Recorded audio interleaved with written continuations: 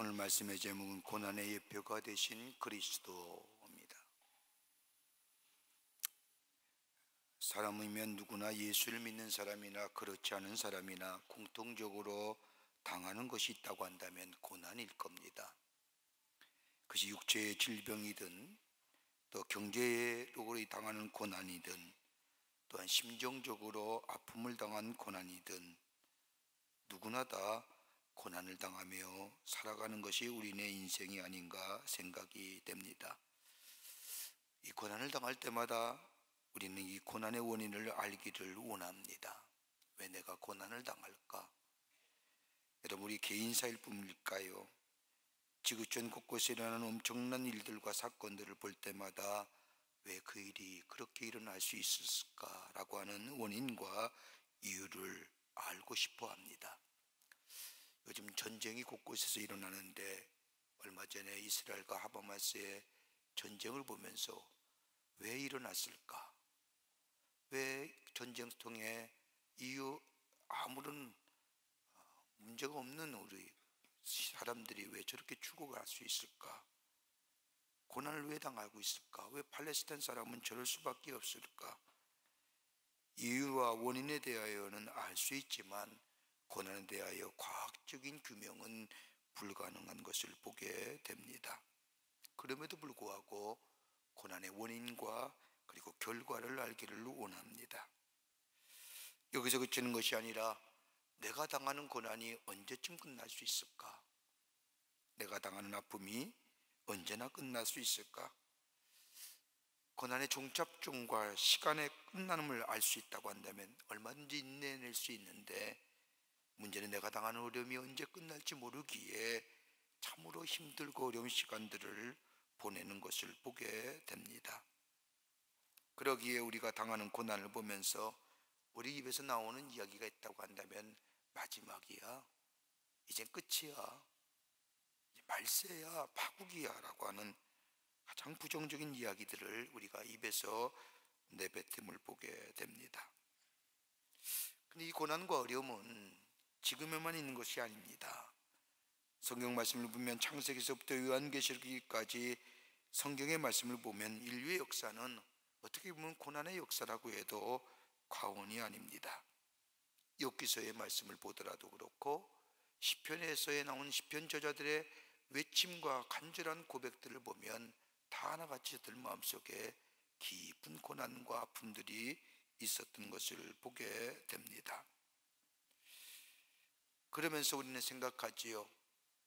나의 고난 제일 아프고 고통스러운 일이라고. 욥이 아무리 고난을 당했다 할지라도 내가 지금 당하는 고난과 아픔보다는 비길 수 없을 거라고. 저 시편에 다윗이 외쳤던 그 고난의 깊은 아픔의 외침 소리가 지금 내가 당하는 고난과 내가 당하는 아픔만큼 아플 수 있을까? 비교해 보면 내가 당하는 고난과 아픔이 다윗이나 욥기보다 더 깊은 고난과 아픔임을 보게 됩니다. 그러기에 내가 당하는 고난이 가장 깊고, 그러기에 내가 당하는 고난이 가장 아프고, 그리고 내가 당하는 고난이 가장 어려운 고난이고 문제인 것을 우리는 보게 됩니다.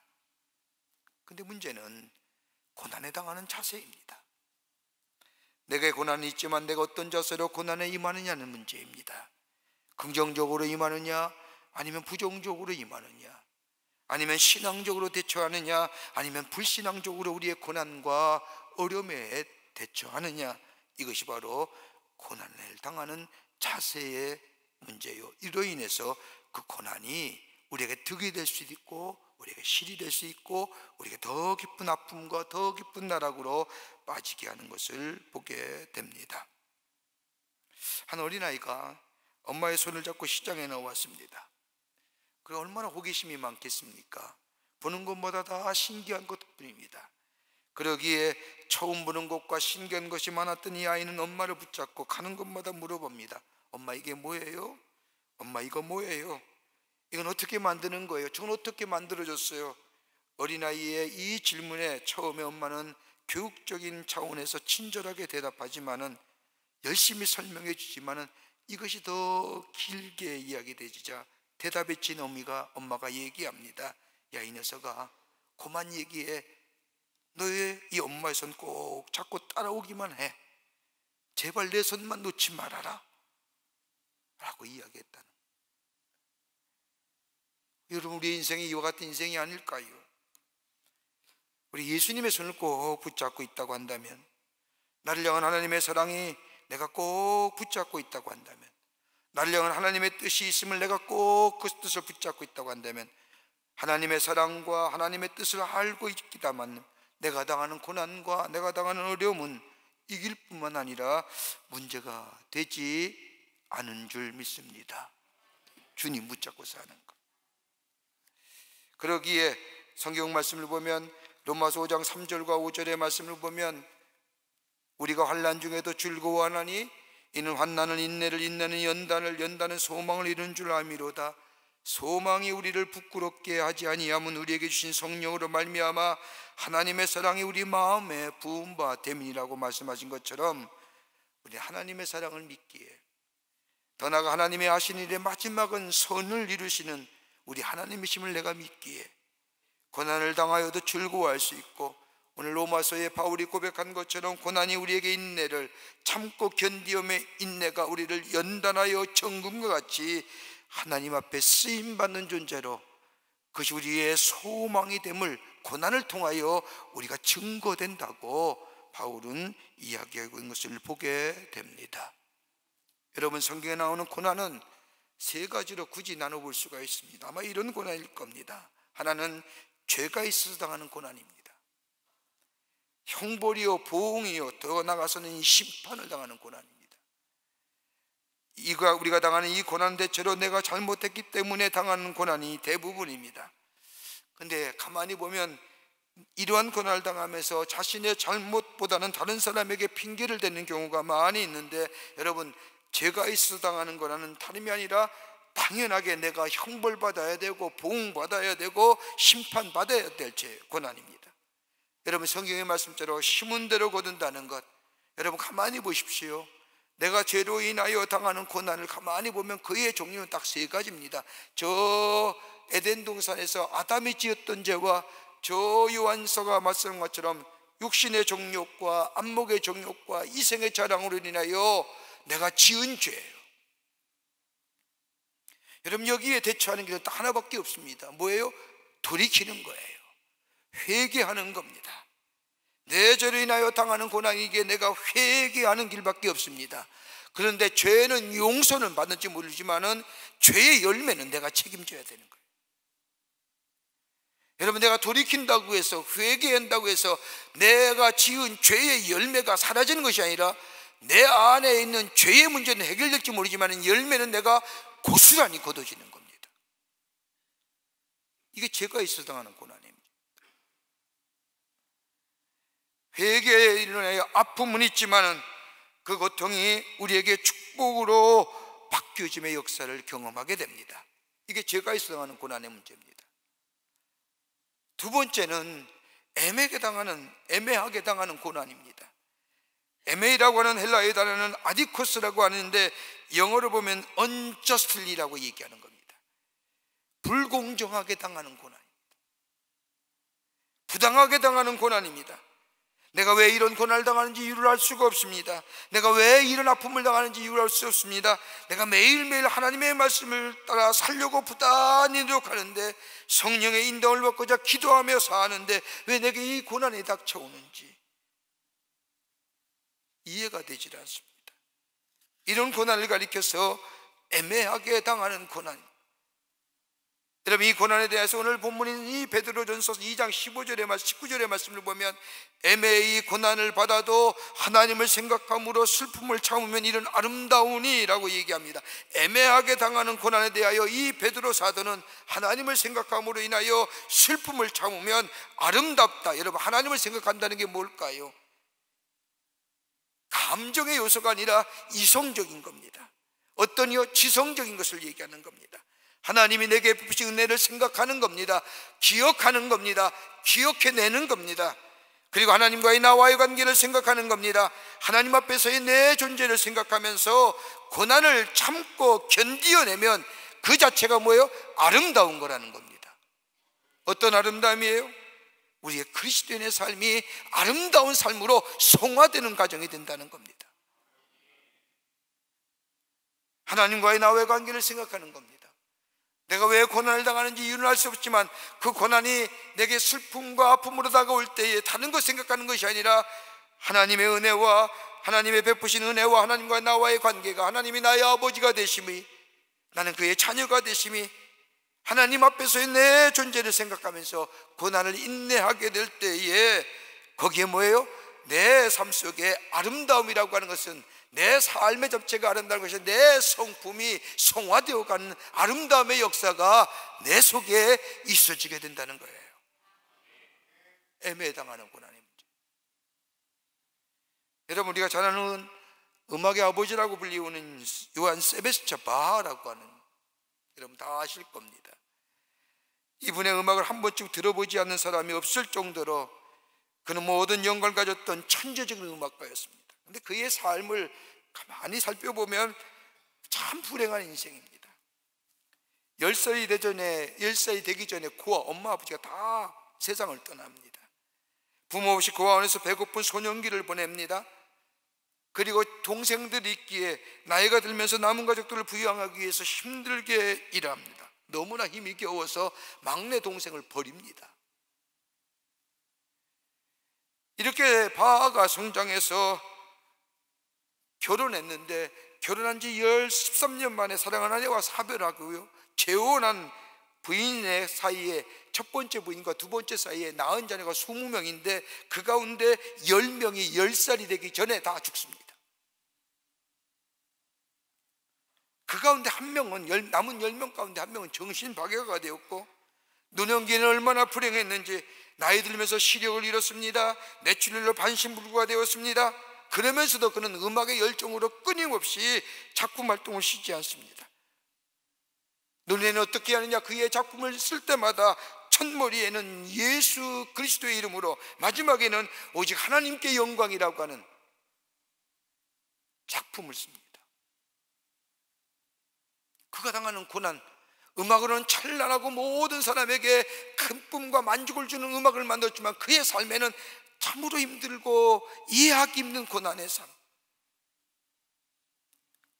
근데 전국적으로는 바하의 고난이 그로 하여금 하나님을 생각하게 되었고, 전국적으로 위대한 하나님의 영광을 위한 작품이 탄생될 뿐만 아니라 후대 수많은 사람들이 그의 곡을 들으면서 하나님의 살아계심을 증거하며 하나님의 살아계심을 경험하며 만들었던, 내게 베푸신 하나님의 은혜, 하나님과의 나와의 관계. 여러분, 우리의 삶 속에 당하는, 애매하게 당하는 고난의 모습들이 얼마나 많습니까? 내 잘못도 아닌데, 나 잘못이 아닌 다른 사람에 의하여 내가 당하는 고난들, 애매하게 당하는 고난들, 고난의 이유를 알 수 없는 것들. 그러나 그때마다 내가 지성적으로 하나님과의 나와의 관계, 하나님 베푸신 은혜를 내가 생각하며 기억해낼 때에 내 삶 속에 아름다움의 모습으로 내 삶이 변화가는 은혜가 내 속에 있어지게 된다는 것. 또 하나의 고난이 있지요. 선택적으로 당하는 고난입니다. 선을 행함으로 당하는 고난이 있지요. 여러분, 고난의 가치를 굳이 따진다고 한다면 이 고난의가 최고의 가치의 고난일 겁니다. 선택적 고난의 동기는 선한 겁니다. 그리고 선함으로 인하여 내게 당하는 고난들, 그 아픔도 압니다. 그 고통도 압니다. 그럼에도 불구하고 내가 선택적으로, 자원적으로 당하는 고난들, 어떤 고난일까요? 예수님의 고난 아닐까요? 여러분, 산상순군의 마태복음 5장 10절과 12절의 말씀을 보면, 의를 위하여 박해를 받는 자는 복이 있나니 천국에 그들의 것임이라.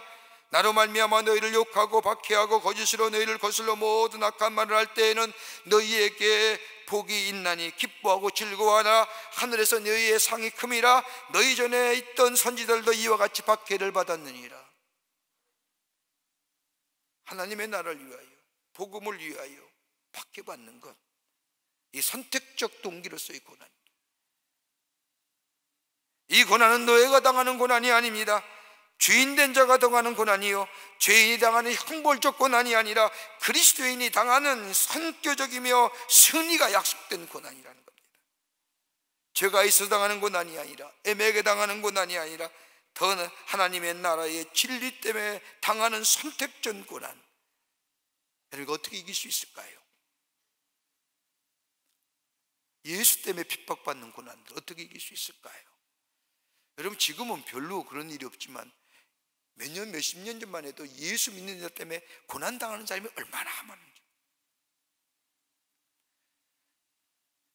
이 고난 어떻게 이길 수 있을까요? 오늘 본문의 말씀은 예수님이 우리의 고난의 예표가 되시며 그 고난 이기심의 모습을 따라 우리가 당하는 이 선택적 고난, 예수 그리스도를 위하여 하나님의 나라를 위하여 당하는 고난을 이겨내라고 우리에게 말씀하고 계십니다. 예수님이 당했던 고난 어떻게 이겼을까요? 예수님이 당하신 십자가의 고난은 선택적 고난인데, 첫 번째로 다름이 아니라 예수 그리스도의 고난의 이기심이 우리의 예표가 된다는 겁니다. 사도 베드로는 예수의 고난을 얘기하면서 고난에 대하여 얘기합니다. 2장 21절의 말씀을 보면 그리스도도 너희를 위하여 고난을 받으사 너희에게 본을 끼쳐 그 자취를 따라오게 하셨느니라. 우리가 고난을 당하면서 우리가 어떻게 대처하는지를 예수 그리스도께서 우리에게 본을 보여주셨다는 겁니다. 그러면서 오늘 본문의 말씀을 보면 예수님께서 고난을 당할 때의 구체적인 모습을 우리에게 말씀하여 주십니다. 하나는 뭐냐? 고난당한 때에 결코 죄를 짓지 아니하셨다는 겁니다. 고난당하는 사람을 가만히 보면 자신이 짓는 죄가 정정당당하다고 생각합니다. 억울하니까 욕하다고 괜찮다고 얘기하고, 모진 고생을 했으니까 이 정도는 괜찮다고 하며, 내가 이 정도 맞았으니 이 정도 때리면 괜찮다고 얘기하는 거, 이거 아니라는 겁니다. 죄 짓지 않는 거예요. 고난당할 때에 죄 짓지 않는 거예요. 여러분, 고난당할 때에 가장 힘든 것이 뭐예요?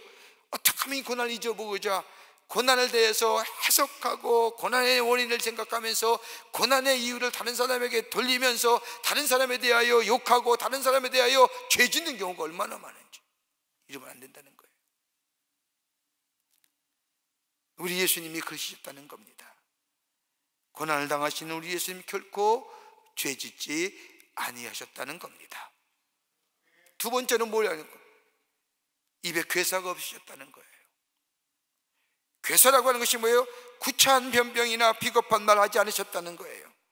고난을 멸해보려고 구차한 변병이나 비겁한 말, 다른 사람에게 그 고난을 전가하며 고난의 이유를 전가하며 이야기하지 않으셨다는 겁니다. 비굴해하지 않으셨다는 겁니다. 여러분, 고난당하면서 얼마나 비굴해지는 경우가 있습니까? 우리 예수님이 결코 그러지 않으셨다는 겁니다. 그러지 말라는 겁니다. 세 번째는 욕을 받으시되 욕하지 아니하셨다는 겁니다. 고난당할 때에 대항할 일이 있으면 흔히들 하는 얘기처럼 욕합니다. 비난과 조소를 내뱉습니다. 그런데 우리 예수님은 그러지 않았다는 겁니다. 한번 생각해 보십시오. 예수님이 십자가에 달려 돌아가시며 그 밑에 모였던 수많은 군중들, 그 군자가 누구입니까? 예수님을 따라다니면서 기적을 경험했던 사람입니다. 오병이어의 기적을 경험했던 사람이요, 배고플 때에 저들이 먹임을 당한 자들이요, 저들이 아플 때에 치유함 받은 사람이요, 병들었을 때에 고침을 받은 사람입니다. 웬만하면 저들을 향해서 뭘 하실 수 있는데 우리 주님은 아무런 말씀을, 예수를 십자가에 못 박으라고 외칠 때에도 웬만하면 너희가 그럴 수 있느냐라고 얘기할 수 있는데 우리 주님은 아무 말씀 안 하십니다. 그러기에 오늘 베드로는 이사야서 53장 7절의 말씀을 인용하면서 얘기합니다. 그가 곤형을 당하여도 괴로울 때에도 그의 입을 열지 아니하였으며 마치 도수장으로 끌려가는 어린 양과 털 깎는 자 앞에서 잠잠한 양같이 그의 입을 열지 아니하였도다. 욕하지 않으셨다. 고난당할 때 욕하지 않는 거예요. 네 번째는 우리 주님은 위협하지 않으셨다는 겁니다. 두고 보자 이렇게 얘기하지 않으셨다는 겁니다. 너희가 마지막에 다 지옥에 갈 것이다 이렇게 얘기하지 않으셨다는 겁니다. 고난당할 때에 내 죄의 결과로 또는 애매하게 당하는 고난이나 또한 내가 스스로 선택하는 고난에 대해서 다른 사람을 향하여 위협하지 아니나 않고 한을 품지 아니하고 내가 갚아주리라 이렇게 하지 않으셨다. 오히려 저들 위해 기도했다는 거예요. 그게 바로 누가복음 23장 34절에 나오는 것처럼 아버지 저들의 죄를 사하여 주시옵고 자기들이 하는 것을 알지 못함이니다라고 얘기하는 것처럼 저들 위해 기도해 주셨던 것처럼 고난당할 때에, 너희가 고난과 아픔을 당할 때에 위협하지 말라. 그리고 다섯 번째, 우리 주님 어떻게 고난을 이기셨느냐? 공의로 심판하시는 하나님 앞에 맡기셨다는 거예요. 하나님 앞에 맡기시는 거예요. 저 빌라도에게 부탁도 하지 않았어요. 예수님을 십자가에 못 박으라고 말하는 저 군중들 앞에 빌라도가 이 사람을 보라고 말하는 그 말, 죽음 앞에서 초연하신 예수님, 고난 앞에서 초연하신 예수님, 다른 것이 아니라 모든 것을 하나님 앞에 맡기셨기 때문에. 이것이 바로 그리스도인들이 고난당할 때의 모습이라는 겁니다. 우리 예수님이 공의로 심판하시는 하나님 앞에 모든 것을 맡기신 것처럼 내가 당하는 고난, 애매하게 당하는 고난, 내가 선택적으로 당해지는 고난, 그 앞에 욕하거나 그 앞에 괴사하거나 죄짓지 아니하시며 위협하지 아니하시며 하나님 앞에 공의로 심판하신 하나님 앞에 맡기신 것처럼 우리의 삶 속에 고난과 아픔과 그리고 고통이 다가올 때에 우리 주님이 그러했듯이 하나님 앞에 맡기는 자 될 때에 그 삶이 뭐예요? 아름다운 인생의 삶, 성화로 되어가는 하나님이 기뻐하시는 인생의 삶으로 살아가게 된다는 겁니다. 두 번째로는 우리 주님의 고난 앞에 어떻게 그 고난을 이기셨는가? 하나님의 깊은 사랑에 거할 때에 고난을 넘어설 수 있었습니다. 오늘 베드로전서 2장 24절의 말씀을 보면 친히 나무에 달려 그 몸으로 우리의 죄를 담당하셨으니 이는 우리로 죄에 대하여 죽고 의에 대하여 살게 하려 하심이라.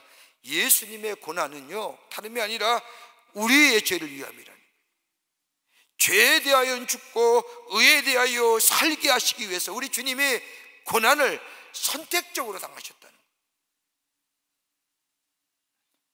우리를 향한 하나님의 사랑, 우리를 사랑하시기에 당신의 형상대로 지음받은 당신의 백성들이 죄의 싹은 사망이요 죽을 수밖에 없는 짓이요 사망의 길로 걸어가는 것을 안타깝게 여기시고 하나밖에 없는 예수 그리스도를 이 땅에 보내주셔서 죄 없으시고 흠 없으신 예수님이 대속의 제물로 속죄의 제물로 십자가에 달려 도굴하신 것은 다름이 아니라 우리를 향한 하나님의 사랑입니다.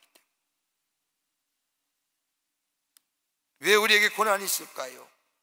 고난의 원인은 성경의 말씀을 가만히 살펴보면 다름이 아니라 우리를 사랑하시기에, 우리가 하나님의 자녀이기에, 아직도 우리가 버려야 할 것을 버리지 못했기에, 하나님의 말씀을 붙잡고 살려고 했는데 그러지 못했기에, 하나님의 자녀답게 하나님의 사람답게 하나님으로 사람으로 살아가기 위해서 때로는 우리에게 하나님이 내가 알지 못하는 고난을 우리에게 주신다는 겁니다. 유명한 철학자인 파스칼이라고 하는 사람이 논인에 고백하기를, 당신을 섬기라고 제게 건강을 주셨지만 저는 세상을 위하여 그것을 다 써버렸습니다.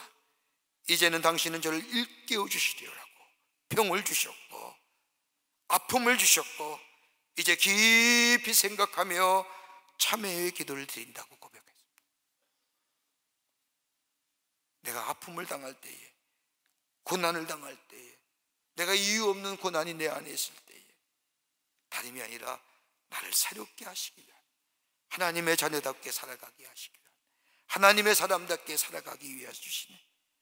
그것이 바로 하나님의 나를 사랑하신 증거요, 하나님의 자녀됨의 증거요, 하나님의 사람됨의 증거로 소화하고 그것을 받아들이고 그 고난을 하나님의 사랑으로 깨닫고 그 안에 깊은 자리에 들어가게 될 때 우리는 고난을 넘어서서 하나님의 사람으로, 온전한 사람으로 살아가는 복된 인생이 되는 줄 믿습니다.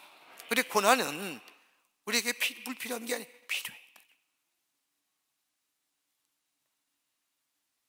나를 통하여 하나님의 사람으로 만들어 가실 뿐만 아니라 당신의 뜻을 나를 통하여 당신의 뜻을 이루고자 한 하나님의 계획과 사랑임을 내가 믿고 받아들이며 그 사랑 안에 더 깊은 자리에 들어갈 때에 고난은 나로 하여금 아름다운 것으로 내 삶의 아름다운 열매로 맺어지는 역사가 있게 될 줄 믿습니다. 끝으로 소망의 닻을 하나님께 내려야 합니다. 우리가 고난당할 때 다른 것에 소망을 두는 것이 아니라 하나님 앞에 우리의 소망의 닻을 내려야 된다는 겁니다. 오늘 2장 25절의 말씀을 보면 너희가 전에는 양과 같이 길을 잃었더니 이제는 너희 영혼의 목자와 감독이 되신 이에게로 돌아왔느니라. 다른 것에 우리의 소망이 아니라 여기에 우리의 목자와 우리의 감독이 되시는 우리 하나님께 돌아왔다고 하는 것은 우리의 소망은 다른 것에 있는 것이 아니라 우리 고난을 이길 수 있는 소망은 다른 것에 있는 것이 아니라 하나님께 있고 하나님께 소망을 닻을 내려야 한다는 겁니다. 여러분 히브리서 6장 19절도 동일한 얘기하는 거예요. 우리가 이 소망을 가지고 있는 것은 영혼의 닷 같아서 튼튼하고 견고하여 휘장 안에 들어가니라. 하나님께 소망의 닻을 두는 사람은 견고하다는 거예요. 고난이 와도 흔들림이 없다는 거예요.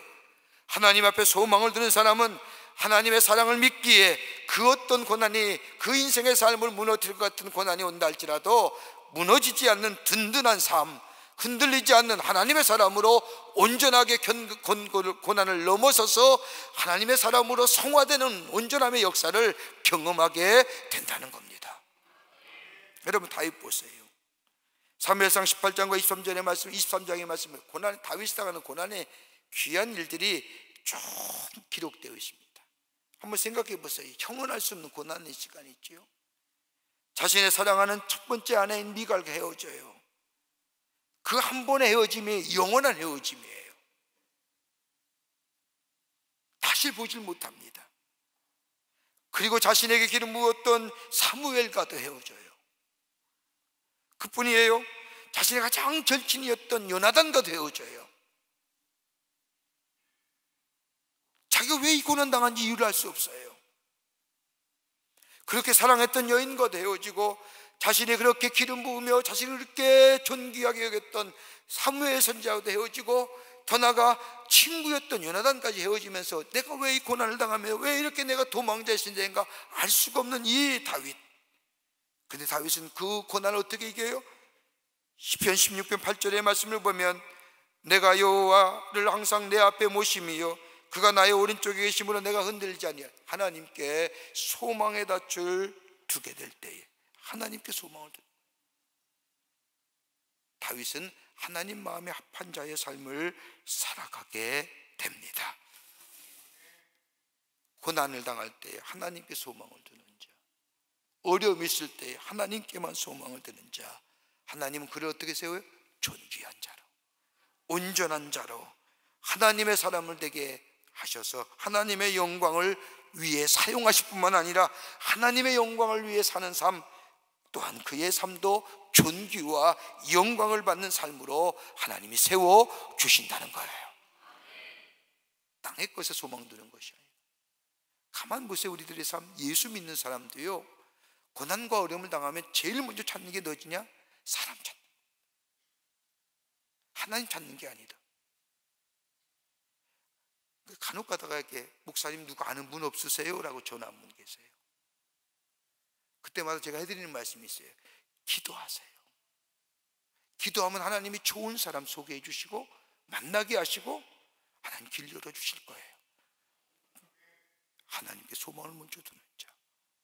우리의 삶 속에 고난과 어려움이 있을 때마다 땅의 것에 대하여 자꾸 소망을 두는 것이 아니라 하나님께 소망의 닻을 내리고 하나님 앞에 엎드려 기도할 때에 하나님은 뭐예요? 그 고난을 이기게 하시고 고난에 해결할 점을 방법을 가르쳐 주시고 인도하여 주시고 그래서 우리의 삶을 더 하나님의 깊은 사랑 안에 거하게 하시고 나를 온전한 하나님의 사람으로 세워가는 역사가 있게 되는 줄 믿습니다. 여러분 노래라는 어부는요 폭풍을 칠 때요 저 바람을 향하여 밀려오는 파도를 향하여 도망가는 게 아니라 오히려 더 폭풍 한가운데로 노를 저어 들어간답니다. 피해서 도망가는 게 아니라 오히려 더 깊은 곳에, 그리고 닻을 깊게 내리고 바람 부는 대로 바람에 맡겨 있다고 해요.